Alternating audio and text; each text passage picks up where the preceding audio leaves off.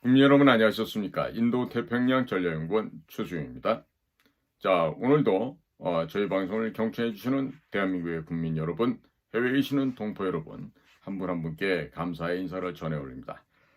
지금 우리나라 서쪽에서는요, 그동안 독재 권력을 자랑해오던 시진핑이가 실각했다라는 구체적인 징조들이 여기저기서 발견이 되고, 이어서 총서기의 왕양 그리고 총리에는 후춘화가 지명되는 것으로 지금 소식이 전해지고 있습니다. 결국 해외 언론 여러 가지 보도를 따를 것 같으면은 시진핑이 원로들의 압력을 이겨내지 못하고 결국 권력을 넘겨주는 형식을 취하고 최근에 낙양, 로양을 방문했던 이후에 아마 어디에선가 연금이 되어서 강제로 그 권좌에서 내려오게 되는 이런 일을 겪게 된 것 같습니다. 자, 지금 원로급이라고 하는 사람들 가운데 군부의 짱여우샤 그리고 일반 쪽의 후원 두 사람이 있는데 이 사람들이 후계자를 지명했고 거기에서 왕양이 당의 총석이 종슈지죠. 그리고 후춘화가 총리,總理를 담당하게 되었다고 그럽니다. 자, 여기서 경제학자 수 샤오허는 셀프 미디어 프로그램에서 왕양이란 사람이 인수에는 동의를 했지만 세 가지 주요한 승계 조건을 제시했다고 합니다. 그 첫 번째 조건은 뭐냐면 군사력을 갖는 것이고 동시에 거기에 대한 사무총장과 군사위원회 의장직을 겸비하는 것이라고 합니다. 즉 당중앙군사위원회의 비서장을 담당하게 된다는 얘기겠죠. 근데 두 번째 조건은 늑대, 보통 울프라 그러지 않습니까? 근데 이 늑대 전사 정책, 늑대를 빗대어서 외교를 합니다. 그 보통 짤랑, 전투하는 늑대의 짤랑 와이자오 정策라고 하는데요. 자, 이 짤랑 와이자오 정책, 이 외교 정책은요. 굉장히 중국 공산당이 전 세계로부터 혐오감을 받게 하는 주요한 원인과 배경이 된 적이 있었습니다. 자, 그래서 이런 지금까지 보면은 시진핑과 함께 이 늑대 정책을 옹호해왔던 사람이 있죠. 바로 문재인의 이 등을 이렇게 두들기고 건방을 떨던 그 왕이라는 놈이 있어요. 그 왕이 그 다음에 뭐 대변인이라면서 늘 표독스럽게 독서를 뿜어내던 그 화춘잉이라는 여자가 있어요. 이런 애들은 지금 모두 교체가 된다 그럽니다. 모두 제거되고 주 친미 성향을 가진 친미 파벌로 이제 새롭게 이런 외교 전선이 새롭게 구축이 된다는 것이죠. 자, 세 번째 조건은요. 중국 공산당 최고위층이 아주 단단한 화해를 이루어야 되겠다. 그리고 더 이상 서로에게 상처를 주고 서로를 바로잡는다는 명분하에 숙청하고 제거하는 일은 이제는 더 이상 없어야 된다. 라는 지금 의견들이 나오고 있다 그럽니다.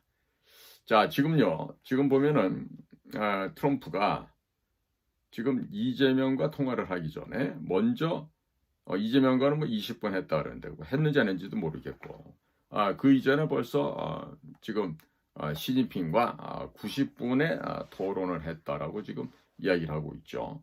뭐 90분 동안 하면서 뭐 많은 얘기를 한 것 같습니다. 자, 그런데 지금 트럼프가 한국의 제메이하고는 지금 뭐 한 20분 통화를 했으니까 통역 빼고 나면 뭐 각각 이쪽 저쪽 하고 나면 4분의 1, 5분 정도밖에 안 되는 거죠, 내용은. 자, 그런데 여기서 우리가 좀 관심 있게 보아야 될 부분이 있어요. 뭐냐면 그럼 무엇 때문에 시진핑과 먼저 통화했을까? 이걸 보니까 시진핑의 딸이 시민저 습명택이라고 하는 여자아이가 있어요. 그러니까 걔가 지금 하버드 대학에 유학을 와서 8년인가 9년을 갖다 공부를 하고 아직도 아마 미국에서 살고 있는 것 같은데 아마 이번에 도널드 트럼프가 그런 얘기를 한 것 같아요. 야, 금평아, 너 계속 이런 식으로 한 말이다. 네 딸내미도 잡아들이고 네가 지금 여기다가 숨겨놓은 각종 재산도 다 내가 압류하겠다. 그리고 너뿐만 아니라 중국에서 지금 몰래 돈 빼돌려서 지금 돈을 여기다 숨겨놓은 것들 많이 있지. 이거 전부 다 찾아내서 내가 압류하겠다라고 하는 아, 공개, 비공개, 강제, 반강제 이런 이야기들이 있었다라는 얘기가 좀 나오고 있어요. 그러니까 여기 화들짝 놀란 습근평 시진핑과 그리고 중국 당을 장악하고 있는 기존 소위 말해 기득권층에서는 뭐 놀라지 않을 수가 없었겠죠. 그래서 지금 히토류 문제도 그렇고 도란뿌 형님이 하자는 대로 지금 다 동일하고 그쪽으로 좀 넘어가고 있는 것을 보여줍니다. 자, 이대로 가다 보면요, 결국 중국은 G2가 아니라 이젠 호랑이가 아니라 이제 고양이가 아니라 G로 아마 지금 변질해 버릴 수가 있습니다. 우리는 역사적으로 아편 전쟁, 의화단 사건, 태평 천국의 난 이런 등등을 청나라 만렵에 보면서 어떤 식으로 거대한 청왕실이 깨어져 버리고 또 서양 세력의 열강의 침투를 받고 갈갈이 찢겨져서 다 땅을 나눠주는 이런 비참한 꼴이 됐던 것을 우리는 역사를 통해서 다 기억하고 있죠. 뿐만 아니라 1911년 순원 손문 선생에 의한 새로운 변화의 시도는 있었지만 결국 오래가지 못했고 1921년 창설한 중국 공산당에 의해서 결국 여러 차례의 국공합작과 또 일본이 중국 대륙을 침투해 들어가서 만주사변, 중일전쟁 등등을 일으키면서 중국의 현대사가 많이 오역과 그리고 비참함으로 그 많은 부분들을 장식을 했었습니다. 그런 이후에 결국에 1949년 10월 1일 중국 공산당 정권이 수립됩니다. 그래서 중화人民共和国, 중화인민공화국이 설립이 됐지만 그들은 초창기 때 소위 대약진 운동을 통해서 무지막지한 근 8,500만 명에 달하는 인민들을 굶겨 죽이고 병들어 죽이고 또 패 죽이고 하면서 정말 비참한 현대사의 한 부분을 장식합니다. 그때 또 벌어졌던 문화 대혁명 기간 동안에 엄청난 내홍을 겪게 되는 것이죠. 자, 우리가요 지금 이웃이라고 하면서 중국 공산당을 두고 있는데요. 이자들의 지금 모습은요 매우 괴물스럽게 지금 변해버렸습니다. 지금 거칠 것이 없듯이 함부로 독식하고 빼앗고 훔치고 하면서 중국의 지난 한 40여 년을 발전시켜더니 급기야는 미국까지 잡아먹고 자기들이 전 세계를 제패하려고 했습니다. 거기에 대한 수단과 방법으로 이용됐던 것이 총칼 대신에 투표라는 것이었고 또 중국 인민들을 그 정복하고자 한 그 나라에 바로 많이 이주를 시킴으로 해서 그 나라를 장악하려고 했던 것이죠. 바로 그 구체적인 것이 대한민국에 벌어졌었던 AWEB과 세계선거위원회와 그리고 우리나라의 선관위 그리고 중국 공산당의 자금을 받아서 중국 공산당과 협조해온 우리나라 국회. 우리나라 국회는요 이미 2009년도에 한나라당 시절에 장관근 사무총장이 중국에 가가지고 업무 교류 협약을 맺었고요. 민주당 같은 경우는 2019년 양정철이가 민주연구원장 하면서 중국 가서 당교 공산당 학교죠. 그 당교와 업무교류 협약을 맺으면서 대한민국의 입법부는 중국 공산당의 2중대 3중대가 되어 있습니다. 지금도 보십시오. 중국 공산당이 하자는 대로 움직입니다. 지난번에 김문수 대표 지금 한독수로 교체되어서 빼앗길 뻔했었죠. 그때 되면 그 일을 중화했던 게 누굽니까? 권영세, 권성동 모두 친중 의원들이죠. 뭐 민주당은 얘기할 것 없어요. 몽창 다니까. 자, 이런 식으로 대한민국의 입법부가 중국 공산당에서 점거되어 있을 뿐만 아니라 사법부에서는 중국 사람들을 직원으로 채용하는 이런 끔찍한 만행도 서슴없이 저지르고 있는 것이 오늘날 대한민국의 현실입니다. 자, 국민 여러분, 우리는 이번에 선거라는 걸 겪으면서 정말 얼토당토하는 이런 어처구니 없는 부정선거에 의해서 우리나라의 대표를 빼앗겼어요. 자, 그런데도 이게 지금 어떻게 보면 정상인 것처럼 넘어가고자 합니다. 그러나 국제사회는 이런 것을 절대 용납하지 않습니다. 특히나 우리의 맹방인 미국에서는요, 꼭 우리랑 혈맹이라서 그런 것이 아니라 적어도 자유민주주의 정체성을 지키고자 하는 그 나라는 반드시 미국이 도와주게 되어 있는데요. 제가 전망하기로는 이번에 도널드 트럼프와의 미덥지 못한 전화통화 내용, 아니 그 꼴라 빠진 그 통역 끼고서 20분 통화했는데 뭐 무슨 얘기를 그렇게 많이 했다고, 사실이기만 바랄 뿐입니다. 사실은 말할 뿐인데 결국 캐나다에서 알버타에서 개최되는 G7에도 간다라고 얘기하는 거 봐서는 아마도 캐나다 회의는 6월 15일에서 17일까지, 제명의의 재판은 6월 18일이죠. 그러니까 17일날 마치자마자 빨리 와야 되겠죠. 그 18일날 재판에 출석을 하고 또 24일에도 또 있죠. 자, 과연 이재명이가 얼마나 버틸 수 있을지, 그것도 참 재미난 수수께끼가 될 것 같군요. 아울러서 예전에 박근혜 대통령 취임식, 윤석열 대통령 취임식 이런 것과 비교해 봤을 때 개딸아이들 한 100명도 안 되는 그런 애들이 국회의사당 앞에 와가지고 뭐 대통령 뭐 누구 이러고 떠들고 앉아있는 화면을 보고 있노라면 실소를 금할 수 없을 뿐만 아니라 좀 애처롭고 아주 가련한 그런 생각이 들죠. 과연 저 녀석들이 앞으로 얼마나 버틸 수 있을까. 그리고 아마 요즘 보시면 느끼실 거예요. 공포스럽다는 걸 느끼지 않습니까? 국민 여러분께서는. 막상 대통령이라는 권좌에 올라갔어. 근데 막상 올라가서 보니까 겁이 나는 거야. 아무나 할 수 있는 자리가 아니라는 거지, 아는 거지. 거기다가 국제관계에서 밀려오는 그 압박감. 그리고 트럼프 대통령과의 통화하는 거를 그렇게 오매불망 희망했지만 이루어지지 않잖아요. 이루어졌다고 하는데 그 대통령하고 통화를 한 건지 아니면 대통령 그 비서들하고 얘기한 건지 알 수가 없죠.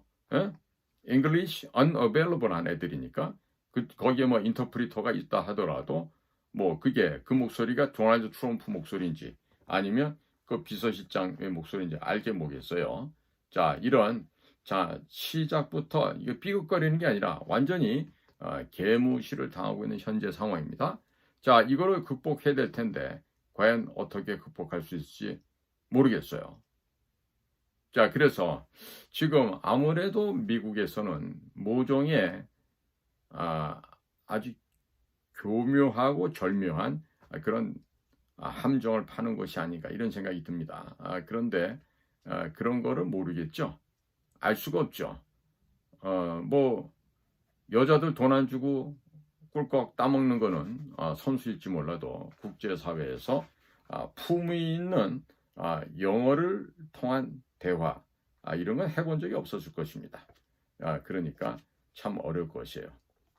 자, 우리가요 어렸을 때 보면은 될성 싶은 나무는 떡잎부터 다르다라는 얘기를 합니다. 그 잘못된 애들은요, 저도 이제 겪어보는 일인데 어려서부터 소년원을 들락거립니다. 왜? 뭐 도둑질도 하고 강간도 하고 또 강도질도 하고 이러면서 그 어른들이 하는 그 못된 짓들을 벌써 그 한 10살 때부터 하는 그런 놈들이 있어요. 그러니까 그런 것들은 소년원을 들락거리게 돼요. 어쩌다 개과천선하면은 뭐 검정고시라도 보고 대학도 갈 수 있겠지만은 대다수 아이들이 벌써 시종자가 시작부터가 다른 것입니다. 야, 그래서 역사에 대해서도 함부로 폄훼를 하고 본인의 생각이 어떻다 해서 역사의 영웅들을 갖다가 비아냥거리는 이런 경박함과 무식함을 아무 데서나 드러냅니다. 자, 그렇기 때문에 무엇보다도 어느 대학을 나왔느냐, 어떠한 시험을 붙었냐, 이거보다도 더 중요한 거는 어떠한 아버지 어머니 밑에서 자랐느냐, 그 아버지 어머니가 정상적인 사람이냐, 올바른 가치관과 윤리관과 도덕관을 갖고 있느냐, 여기에 따라서 자녀들의 성장이 결정되는 겁니다. 자, 요즘에 젊은 엄마 아빠들 보면 뭐 영어 학원 보내고 뭐 스포츠 센터 보내고 뭐 엄청나죠. 아이가 그것을 다 소화하고 하기에는 정말 버거울 정도로 시키는데 과연 그런 거 시킨다고 사람 될까요? 제가 볼 때 사람 안 됩니다. 가장 중요한 건 뭡니까? 집에서 예절 교육을 받고, 그다음에 국가에 대한 이 충효관이 확립이 되고, 국가를 위해서, 민족을 위해서, 국민을 위해서 내가 멸사봉공할 수 있다는 이런 자세, 그리고 임전무태하겠다 이런 자세, 소위 과거 우리 조상들이 특히 신라 화랑에서 가르쳐왔던 그런 화랑 5계와 같은 이런 것들이 마음속에 들어가 있어야 되죠. 그리고 전통적으로 할 수 있는 효제, 충신, 예의, 염치, 이와 같은 그 덕목들이 사람들 머릿속에 들어가 있어야 됩니다. 그러나 효제, 충신이 뭔지도, 예의, 염치가 뭔지도 몰라요. 수호지심이 뭔지도 몰라. 그러니 그 무식한 것들에게 영어 단어 몇 개 가르쳐 준들, 점화식, 등비수열 이런 걸 가르쳐 주는 몇 급수로 가르쳐 줘봐야 뭐 하겠냐 이거야. 그런 기초가 안 된 것들에게 과연 물리, 화학, 생물지학을 집어넣고 국영수를 가르친다. 사람이 안 되는 거예요. 그러니까 우리는 지금 뭔가 잃어버리고 있어. 국가가 올바른 역사교육, 사상교육, 이념교육을 시켜야 함에도 불구하고 지금 우리나라 교육부 저것들처럼 자빠져서 밥이나 먹고 있는 저런 것들, 문체부 것들, 우리나라 국민들의 이 사상과 이념과 문화, 도덕 수양을 높여야 되는데도 불구하고 아무것도 안 하고 있죠. 공통점이 있죠? 교육부, 문체부, MB 때 썼던 사람들이야. 자, 그러니까 우리나라의 인재가 그만큼 없을까요? 저는 그렇게 생각 안 합니다. 각 부서에서 소위 말해서 위에서 임명하는 게 아니라 밑에서 이런 분을 우리 장관으로 모아주십시오. 이분은 우리의 차관으로 뽑아주십시오. 이렇게 해서 상향식으로 올라가야 돼. 그러다 보면은 정말로 훌륭한 서기관도 있고 정말 훌륭한 사무관도 있어서 그런 사람들이 직원들의 공통된 합일된 의견으로 휴대되어 그 사람들이 장관하게 된다면 지금의 교육부 장관 누구예요? 이주호. 지금의 문체부 장관 누구야? 유인촌. 저런 사람들 수준의 일은 안 하겠지. 그죠? 제가 말하는 거는 무슨 고시를 붙어야 된다 이 얘기를 하는 게 아닙니다. 어느 부서에서든지 덕망이 있고 용맹스럽고 지혜롭고 이런 지덕체, 지인용을 갖춘 이런 용장과 지장, 덕장들이 있어요. 그거 찾아봐야 돼. 그런데 그런 사람 특징이 뭐지? 상납을 안 해. 그리고 가가지고 손을 비비면서 코맹맹이 소리하고 교원용색으로 간신짓 해야 되는데 그걸 안 해. 그러니까 그런 것들만 올라가게 되는 거죠. 자, 이번에 새로 되신 분은 그런 걸 싫어하니까 한번 사람들을 어떻게 쓰나 한번 우리가 지켜보자고요. 자, 지금요 여러 가지 일들이 캐나다 알버타에서도 기다리고 있고 워싱턴 DC에서도 기다리고 있네요. 과연 국제사회에서 공인되는 대한민국의 지도자가 될지 아니면 그 정반대가 되어서 관타나모 내지는 엘살바도르로 직행을 할지 한번 지켜봤으면 좋겠습니다. 오늘도 저희 방송을 경청해 주셔서 감사합니다. 안녕히 계십시오.